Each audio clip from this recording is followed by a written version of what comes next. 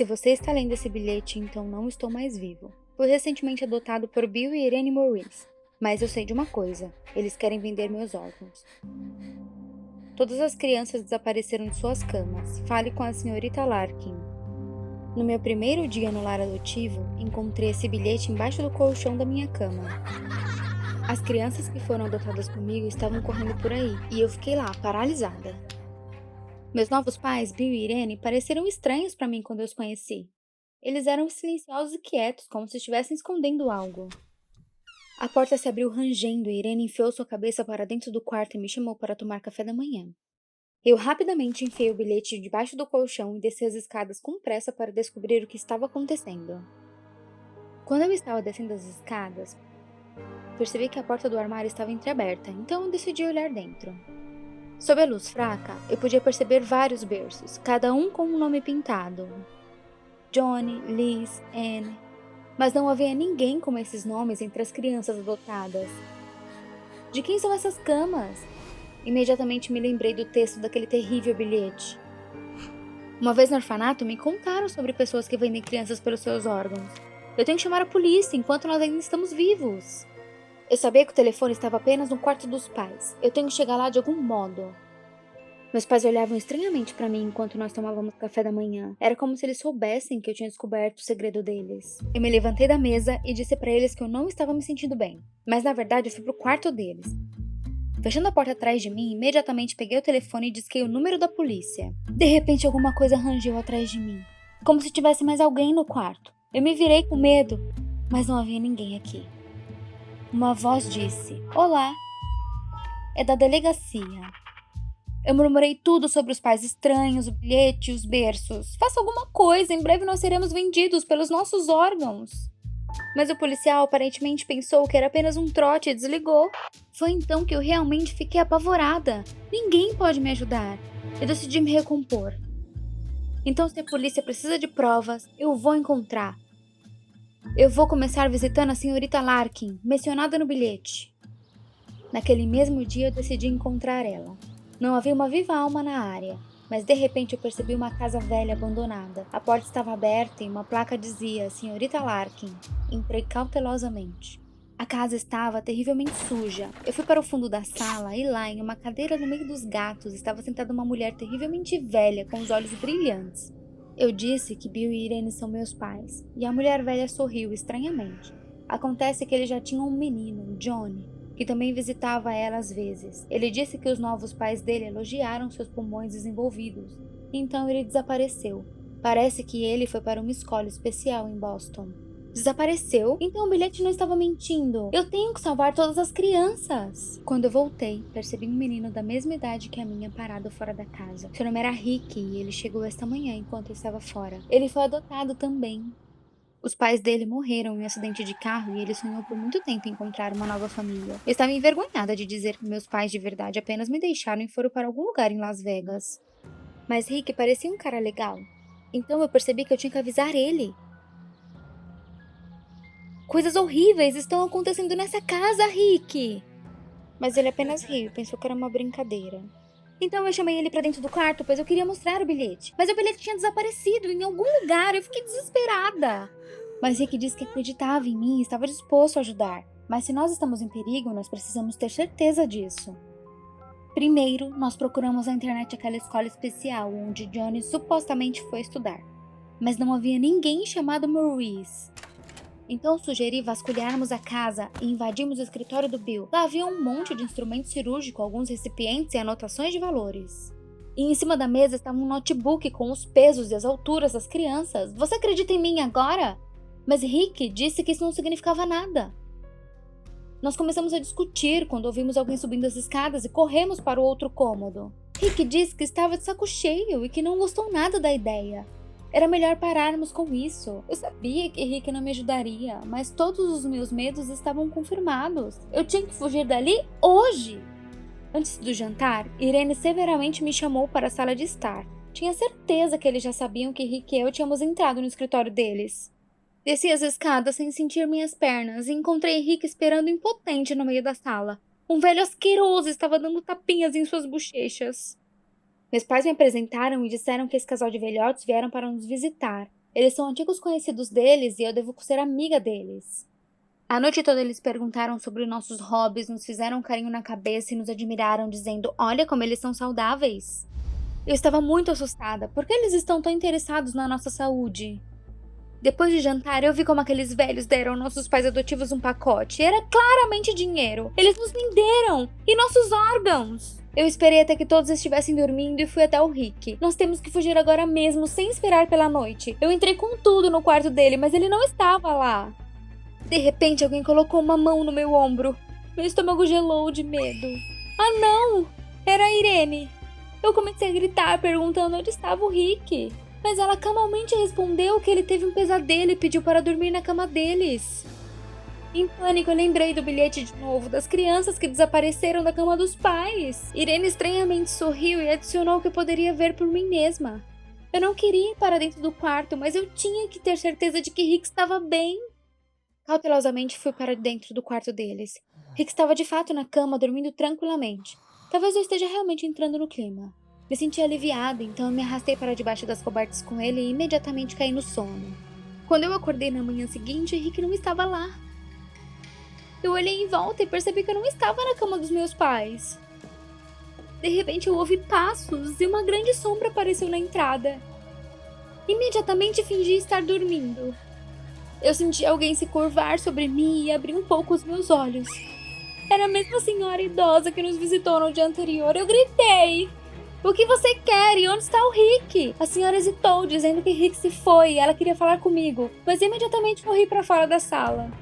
Eu corri para a cozinha e o velho estava lá. Ele estava segurando uma faca ensanguentada e alguma coisa que parecia um fígado humano estava em cima da mesa. Eu fui para trás e queria jogar alguma coisa nele, mas algo molhado encostou na minha mão. Ah, não! É a camiseta do Rick coberta de sangue! Eu joguei na direção oposta e corri para o segundo andar. O casal de velhos estava vindo atrás de mim. Judy, venha conosco, não tenha medo! Então eu corri para o banheiro e pulei pela janela para o parapeito. Eu estava quase livre, mas era tarde demais e um carro com a Irene e o Bill dobrou a esquina. Eu corri pelo jardim, mas eles me pegaram e me arrastaram para dentro da casa. Não, vocês não terão meus órgãos! Eu estava gritando, tentando fugir. Então ouvi a voz do Rick. Ele estava esperando no meio da sala, são e salvo. Rick começou a me tranquilizar, dizendo que agora ele era filho adotivo dos meus avós. Irene e Bill o ajudou encontrando uma família. Mas eu ainda não acreditava nisso. E sobre a faca, a camiseta e o saco de dinheiro. O velho casal sorriu e disse que Irene e Bill estavam ajudando aqueles que não tinham permissão oficial para adotar crianças. Eles levam as crianças para casa e então transferem a essas famílias. O pacote era uma torta de agradecimento, e a faca estava ensanguentada porque o senhor estava cortando bife para jantar. A camiseta foi manchada pelo próprio Rick de manhã, quando ele abriu o pote de extrato de tomate. Primeiro, o velho casal queria levar apenas o Rick, mas vendo como nós nos tornamos amigos, eles decidiram me adotar também. Mas e sobre o desaparecimento do Johnny? E todos aqueles instrumentos cirúrgicos? Bill sorriu bem-humorado. Acontece que o menino não estava desaparecido. Ele agora tinha uma nova família. Mas a vizinha dele, senhorita Larkins, tem péssimo temperamento. E é por isso que eles não disseram nada pra ela. Sobre os instrumentos, Bill é cirurgião. E todos os instrumentos são do hospital. Irene me abraçou e pediu desculpas por nos levar sorrateiramente para a casa dos senhores na última noite. Nós dormíamos tão calmamente. Eu saboreei meu chá em silêncio por um tempo, tentando entender o que aconteceu. Então explodi em lágrimas e pedi perdão a todos. Irene e Bill não pareciam tão maus agora. Eles me abraçaram e o casal de senhores me deram um lenço. Aparentemente, eu estava tão ofendida pelos meus pais, os que me deixaram, que eu parei completamente de acreditar que alguém poderia cuidar de mim. Mas agora eu entendo que ainda há pessoas que não desejam te machucar. E você só tem que aprender a aceitar a ajuda deles. Oi, o meu nome é Emily. E os meus pais acabaram de se divorciar. Como você se sentiria se um inocente morresse dando a vida por você? Tudo começou com um coelho. Não esse coelho, o outro. Deve ter sido um sinal. Sabe, eu moro com a minha mãe e a minha avó depois do divórcio dos meus pais. E eu sinto muita falta do meu pai. Mas a minha mãe teve uma grande briga com ele. E eles não conseguem nem conversar pacificamente. Toda vez que eles se encontram, tudo se transforma em um escândalo terrível e eu nunca sei de que lado ficar. Bem, Pelo menos a minha avó não se envolve nessas brigas. Mas isso não ajuda. Eu sei que os meus pais não são felizes juntos e eu não quero que eles voltem e arruinem as suas vidas. Mas seria bom viver sem escândalos. Raramente eu vejo meu pai e me conformo com suas fotos e presentes. E então, um dia, seu presente, um coelho de pelúcia, foi completamente destruído. Aconteceu que, enquanto eu estava caminhando, um vizinho veio visitar e trouxe seu cachorro. O cachorro entrou no meu quarto e matou o meu Frankie. A minha avó ficou muito chateada, pois foi ela quem não o protegeu. Nem foi pelo brinquedo em si, mas aquele foi o último presente do meu pai antes do divórcio. Ele costumava me chamar de coelhinha. Era uma brincadeira nossa. Eu fiquei despedaçada por isso. As pessoas que você ama já te deram presentes? E você os guardou? E se você os perdesse ou estragasse, o que você sentiria? A vovó prometeu lavar e costurar o coelho, e eu fiquei feliz em entregá-lo a ela. Algumas semanas depois, perguntei a ela como estava o meu brinquedo. A vovó levantou as mãos. Ela tinha se esquecido completamente do porquê de ela ter pego o coelho e já tinha jogado fora aqueles trapos sujos. Eu chorava tanto que a minha mãe veio ver o porquê do barulho. Claro, ela ficou surpresa por eu estar tão histérica por causa de um brinquedo. Ela tentou me confortar e disse que me compraria um brinquedo novo. Um urso grande que seria mais legal que o presente do papai. A minha mãe não entendia porque eu gostava tanto daquele coelho. E tivemos uma briga terrível. Eu não tinha ninguém para reclamar além do meu pai. Eu liguei para ele e comecei a chorar ao telefone. Ele me acalmou e prometeu me deixar feliz. Para ser honesta, eu já chorei o suficiente. E eu não me importava se eu tinha mais ou menos brinquedos. Ah, não. Mas eu não deveria ter subestimado meu pai. No dia seguinte, um entregador chegou e trouxe uma caixa que tinha uns buracos em cima.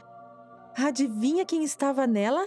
Um coelho branco de verdade. Minha mãe e a minha avó eram totalmente contra ter um animal em casa, mas eu consegui convencê-las de que o meu bichinho de estimação viveria no meu quarto. Afinal, a minha avó tinha galinhas no quintal. E um coelho é o menor dos problemas. A minha mãe concordou, mas foi trabalhar muito insatisfeita. Então, a minha avó me chamou na cozinha para uma conversa séria. Ela disse que a minha mãe ia me dar um gatinho de raça que ela já tinha escolhido em um abrigo. Disse que a minha mãe estava com o coração partido, que o meu pai tinha enganado de novo com um presente. Ela tentou me convencer a devolver o coelho à loja e ficar com o gatinho. Mas eu recusei. Eu não desistiria do presente do meu pai por nada no mundo. Eu quis ligar para agradecê-lo, mas a minha mãe me proibiu de falar com ele, pois, segundo ela, ele me encheria de presentes cada vez que eu ligasse e me deixaria mimada. Aquilo doeu. Mas eu conversei com a vovó e me acalmei um pouco. Quando fomos caminhar juntas, ela me explicou que a minha mãe se importava tanto, pois ela via que o meu pai me dava presentes e não queria passar um tempo comigo. E, em geral, ele não estava interessado em mim. Eu não acreditei nela no começo, mas antes de ir para a cama, eu pensei sobre o que ela tinha dito. E, de fato, o meu pai sempre passou muito pouco tempo comigo e me dava muitos presentes. Mas de que adiantavam esses presentes? As minhas bonecas se quebraram, os meus vestidos rasgaram, os brinquedos foram perdidos e os doces estragaram. Ou a vovó e a minha mãe me deram algo mais legal e eu mesma perdia os presentes do meu pai. Mas era bem diferente com o coelho. O coelho era a prova viva de que o meu pai me amava. Até o final das férias, eu não larguei o coelho por um segundo. Mas então, os dias de aulas recomeçaram. Eu passava o tempo com os amigos de novo, andava muito, praticava esportes e estudava. E eu não tinha mais pressa para voltar para casa, mesmo sabendo que o meu coelho favorito estava me esperando. Eu me acostumei, assim como me acostumei com qualquer outro presente. Ainda assim, ele estava vivo e era o meu amigo. Então, quando cheguei em casa um dia e encontrei a gaiola vazia, Eu fiquei aterrorizada. A minha mãe não estava em casa, então eu corri para perguntar à minha avó para onde o meu bichinho favorito tinha ido. Ela caiu em lágrimas e eu imediatamente senti um frio, prevendo algo terrível. E eu estava certa. A minha avó explicou chorando que ela estava sem os óculos e tinha confundido o coelho com uma galinha e fez uma torta de carne com ele. Eu estava sufocando de raiva dela, mas ela me implorou para eu não contar à minha mãe sobre isso para não chateá-la. Então eu tive que concordar. A minha mãe se esforçou muito para me consolar e me prometeu o gatinho mais bonito do mundo. Como um gatinho pode simplesmente substituir o meu amigo morto? Chorando desesperada, eu liguei para o meu pai depois que todos foram dormir e reclamei da minha avó. Adivinha o que ele me disse? Acontece que a minha avó tinha dito a ele que eu o odiava, que eu não queria ouvir nada a respeito dele e que eu mandei que o coelho fosse transformado em filé porque eu o odiava também. Eu não gostei nada disso. Eu me despedi rápido, pois eu tinha muito no que pensar. Parecia loucura, mas julgue por si mesmo. Os meus brinquedos foram perdidos e quebrados. A minha avó jogou fora o meu coelho de brinquedo e matou o meu coelho, enquanto mentia para o meu pai, a quem eu estava proibida de ligar. De manhã eu contei tudo calmamente à minha mãe, e ela ficou muito furiosa. Ela gritou dizendo que o meu pai estava propositalmente me virando contra a minha avó, que ele deveria ser proibido de me levar para tirar férias, e muitas outras coisas desagradáveis. Eu percebi que era inútil discutir com ela e trair a minha avó. Então, eu fingi que me arrependi pelo meu comportamento e que me sentia envergonhada. Na segunda-feira, eu levei uma bolsa de coisas comigo em vez da minha mochila escolar e fui para a casa do meu pai. Meu pai sentiu pena de mim e prometeu resolver isso. Jantamos juntos e ele me disse para passar a noite lá e preparar o meu quarto. Eu me acomodei na cama e, pela primeira vez desde a morte do coelho, eu fui capaz de relaxar. Pensei em todas as tramas que foram construídas ao meu redor todo esse tempo. Ainda bem que eu tinha um pai que nunca faria isso. Enquanto eu dormia, ouvi meu pai ligar para alguém. Não notei no começo, mas depois... Parecia quase como os meus pais brigando antes do divórcio. E, tal como naqueles tempos, o barulho acabou me acordando. E eu cheguei até a porta e ouvi. Meus pais estavam gritando um com o outro pelo telefone.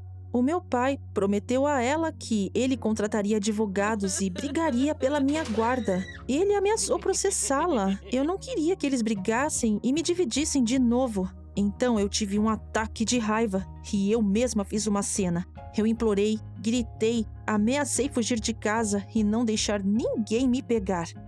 O meu pai conseguiu me acalmar e me colocou de volta na cama. E de manhã, eu ouvi a campainha tocar. Era a minha mãe. Eu a abracei como uma garotinha.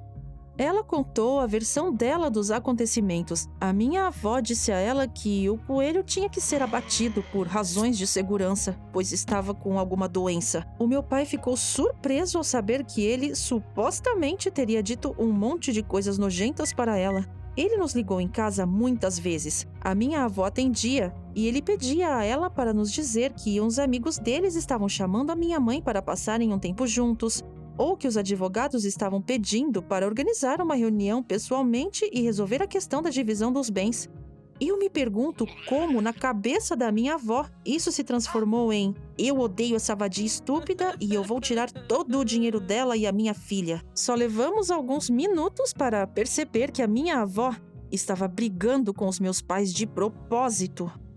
A minha mãe decidiu que nós não voltaríamos para a casa da minha avó, para não ficarmos sob a sua influência. O meu pai sugeriu que ela ficasse no apartamento novo, mas ela recusou. Então, meu pai prometeu a ela que iria ajudá-la a encontrar um novo lugar para morar e pegar as coisas na casa da minha avó. Eu fiquei feliz que os meus pais estavam finalmente se comunicando sem gritar. E em memória ao meu coelhinho que morreu, cuja morte abriu os nossos olhos, nós decidimos comprar um cachorro juntos e eu vou chamá-lo de Reb. Não deixe de se inscrever no nosso canal, curta e clique no sininho para não perder nada.